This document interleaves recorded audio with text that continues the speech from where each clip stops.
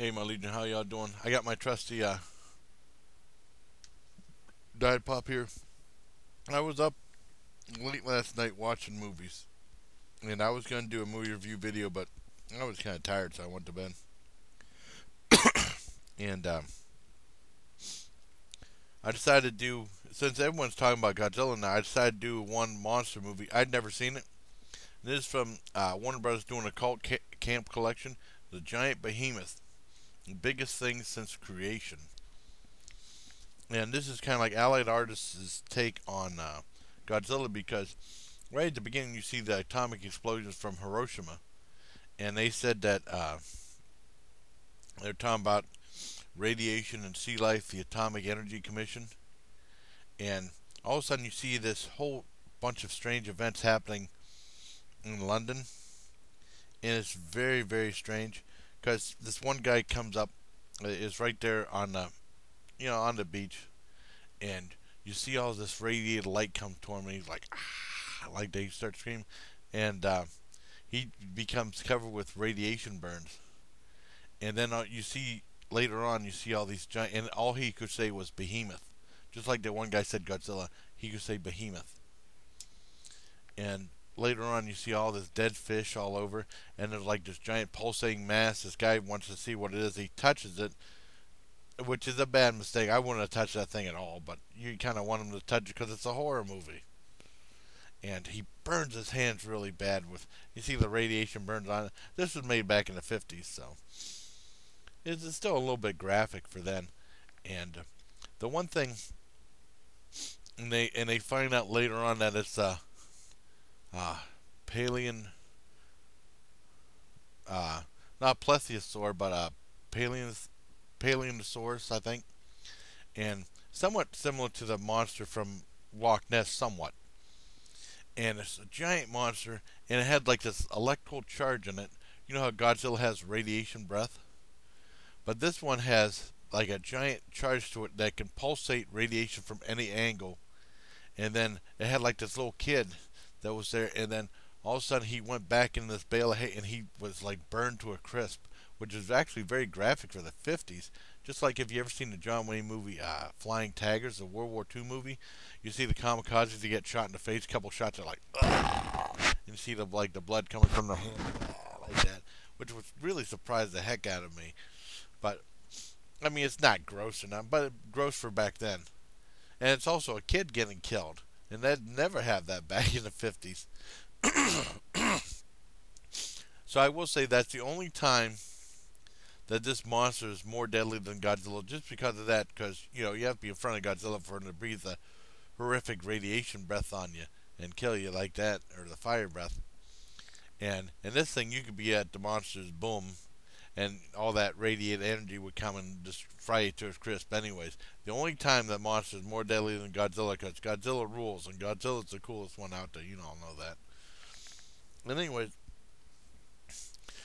the scientists keep wanting to find out what's going on, and they said that they want to find the source of this creature and find it and kill it.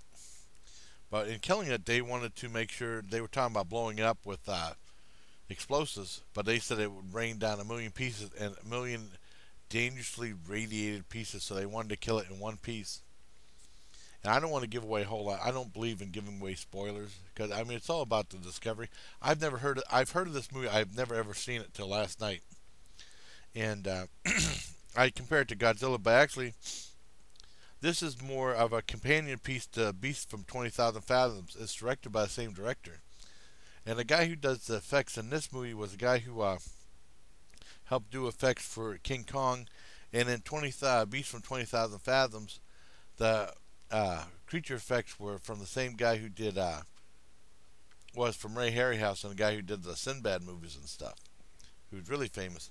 And this is pretty much just like they could have a double bill, Beast from 20,000 Fathoms in this one. And it's very similar, even when you see him walking through London, very kind of clumsily, because the legs look a little clumsy on the thing.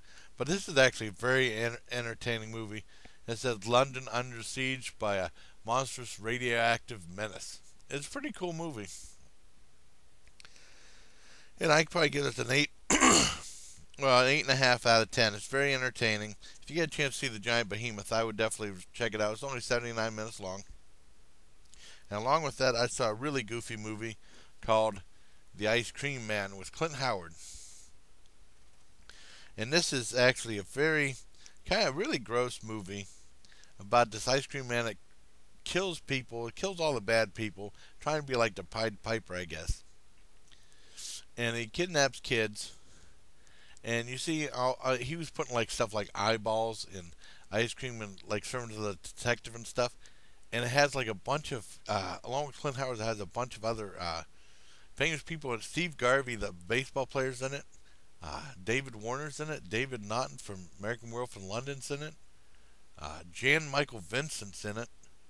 Before he had that horrible accident that screwed his face up. His face was all messed up after that horrible motorcycle accident, But he kind of went downhill. But I always liked Jan Michael Vincent. I remember growing up watching Airwolf with him and Ernest Borgnine. That was really good. And if anyone gets a chance to see White Line Fever, that's good. This also has Lee Majors' son, Lee Majors the second. Remember Lee Majors was the guy who starred in $6 Million Man, and who else was in it? Also, Doug Llewellyn from the People's Court had a small part in it. If you remember the old days of Judge Wapner, that was the guy who said, "You don't settle your problems, you take them to court." And then he actually says that in the movie. He said, "You're not going to take this to court, are you?" But I mean, this is really a crazy ass movie. And they show, I mean, not to be taken too serious, but Clint Howard really creeps it up, and you can even see how creepy he looks right there. He really creeps up, and you see like a little death mask in the ice cream right there. This is really an out there movie, and very entertaining. I'd probably give this probably 9.5 out of 10. I mean, it's a little goofy. I like this. They're both good movies. I think this one took itself a little too seriously, while this one just wanted to have fun and be crazy. It says, "I scream, you scream, we all scream for the ice cream man." Very entertaining. So, those are my movie reviews. I hope you all have a great day. And, hey, take care of my legion. But if you get a chance, I'd definitely check out both. These are both kind of like cult classic horror films anyways. So, take care.